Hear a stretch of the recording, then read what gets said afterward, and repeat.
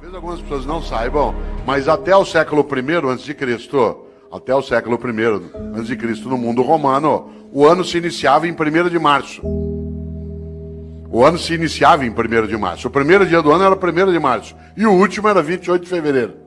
Foi Júlio César que alterou o calendário e colocou janeiro e fevereiro no início do ano. Pouco a pouco o mundo foi adotando o dia 1º de janeiro como o primeiro dia do ano.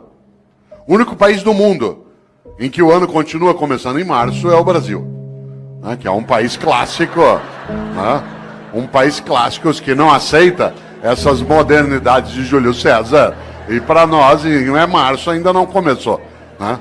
Olha que coisa interessante. No entanto, no passado se usava o último dia do ano, que no caso era 28 de fevereiro, para pensar sobre a vida. Os antigos, no mês de fevereiro, usavam o final do ano para pensarem sobre o que tinham feito e o que deveriam fazer. Nós passamos a fazer isso com dezembro. Quando se aproxima 31 de dezembro, alguns e algumas têm o hábito de pensar naquilo que fizeram. Isso é típico de algumas religiões, entre elas o judaísmo, o islamismo e o cristianismo, que tem uma ideia muito forte na vida. Tenha você ou eu religião ou não, há uma questão séria nessas religiões. Elas têm uma coisa chamada juízo final. O que me assusta na ideia de juízo final não é o fato de ser final, mas o fato de ser juízo. Porque na crença dessas religiões, insisto, acredite você ou não, essa é uma questão tua privada, há algo decisivo.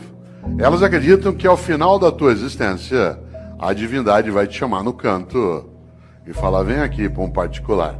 Seguinte, durante a tua vida, por que é que fez o que fez? E por que é que não fez o que não fez? Aliás, por que é que fez o que fez do modo como fez? E por que é que deixou de fazer o que deveria ter feito? Essa é uma pergunta séria. Os cristãos construíram, a partir da influência judaica, uma percepção. E essa percepção ela se consignou na ideia também de juízo final no último livro da Bíblia dos cristãos, que é aquele que fala do fim, que é o livro da Revelação ou o livro do Apocalipse. E se você observa, lá no livro do Apocalipse, no capítulo 3, versículo 15 e 16, os cristãos escreveram, Deus vomitará os mornos. Deus vomitará os mornos. Aliás, a frase completa é, porque tu não és quente nem frio, hei de vomitar-te. Olha que frase forte.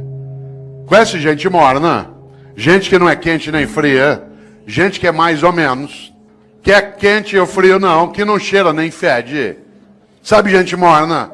Morna no trabalho, morna na comunidade, morna na prefeitura, morna na câmara, morna na escola. Morna, não é quente nem fria, gente que não tem compromisso. Mais ou menos compromissado, mais ou menos competente, mais ou menos servidor, mais ou menos religioso, mais ou menos político, mais ou menos.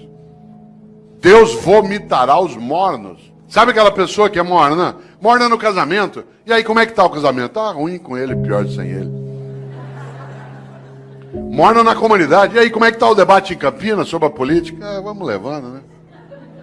E aí, lá na prefeitura, vamos ver o que dá, né? E a escola, como é que tá? Não sei, vamos ver. Falta pouco para eu aposentar. Deus vomitará os mornos. Gente que é morna na amizade. Você vai apertar a mão dela, com licença, ela dá só a pontinha do dedo. Você aperta aquela minhoca desmilinguida. Você vai abraçar, a pessoa abraça meio de lado, meio parece que tem nojo. Sabe gente que economiza afeto? Pessoas que esquecem que afeto e conhecimento é uma coisa que se você guardar, você perde. Gente que é morna na cidade, morna no casamento, morna no serviço público. Morna, não é quente nem fria. É morna na religião. Conheço gente, por exemplo, que vai a um culto ou a uma missa. Um dos meus sobrinhos é pastor presbiteriano aqui em Campinas. E às vezes a gente brinca, né, sobre isso, curiosamente. Porque tem gente que vai a um culto ou a uma missa e escolhe o horário da missa, por exemplo, pelo tamanho rápido que ela tem. Se eu vou à missa das 10, naquela igreja que o padre faz uma missa rapidinho. Então vai para quê? Ou você acha que teu Deus é tonto? Você chama ele de todo poderoso e ele não sabe que você escolheu uma missa curta. Atenção, Deus vomitará os mornos. A vida é muito curta para ser pequena. E nesta hora, uma das coisas que dá inutilidade, superficialidade a uma vida é aquela em que a pessoa não percebe e nem pensa qual é a obra que ela tem. Eu, quando era secretário de Educação na capital, percebi um dia uma coisa muito interessante. Todas as vezes que um secretário vai visitar uma escola, e secretário de Educação visita escola todo dia, quem que ia comigo? O meu assessor, de chapa dourada, junto com a segurança. Entrava na escola, tinha banda, tinha salgadinho, a gente era levado para a sala da diretoria, as crianças cantavam a Aquarela do Toquinho. Eu tenho trauma até hoje, de tanto ouvir a Aquarela do Toquinho. Dava 2, 3 vezes por dia. Um dia eu falei isso pro Toquinho, eu falei, Toquinho, eu adoro tua música, mas eu tenho trauma dessa. Quem que ia comigo? A pessoa já convertida. Isto é, aquela que era do projeto político, que tinha entrado no mandato. E, portanto, já estava previamente convencida de qual era a finalidade do que se fazia. Quem é que não entendia direito o que fazia? O servidor do dia a dia. No andar que eu era secretário, lá no fundo tinha uma cozinha, onde ficava a Dona Maria, sim, uma pessoa real, que fazia café o dia inteiro para servir no gabinete do secretário. A gente vai recebendo pessoas e tomando café. No mesmo andar, lá no fundo, ficava um rapaz que tirava cópia xerográfica. No andar de baixo ficava a contabilidade, onde se fazia a nota de empenho. Sabe o que a Dona Maria achava que ela fazia na Secretaria de Educação? Café. Sabe o que o rapaz que tirava cópia xerográfica achava que fazia na Secretaria de Educação? Tirava cópia xerográfica. A moça que fazia nota de empenho achava que o trabalho dela era fazer nota de empenho. O que ela não tinha visão da obra. E por isso eles estavam na rotina do dia a dia. Não havia um entusiasmo. Um dia eu decidi mudar essa lógica.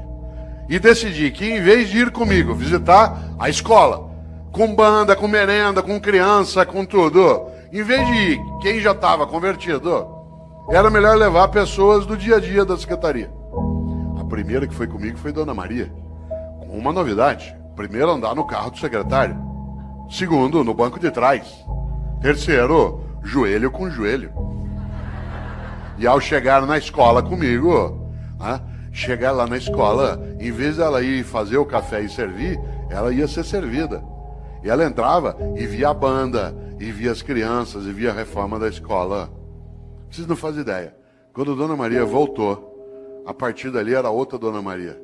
De repente ela entendeu uma coisa, que o que ela fazia na Secretaria de Educação não era café, era educação. E aquilo que ela fazia, que o jeito dela de fazer educação era fazer café, virava escola, criança, cidadão atendido. No dia seguinte ela viu o rapaz do Xerox que passava o dia inteiro naquela máquina fazendo aquele gesto. Ele ficou boquiaberto, porque ele não fazia ideia que o que ele fazia não era tirar cópia, o que ele fazia era educação escolar. E o jeito dele fazer educação escolar era nos ajudar, tirando cópias. Vocês precisam ver a moça, que fazia nota de empenho. Ela imaginava que a tarefa dela era passar o dia ali fazendo nota de empenho.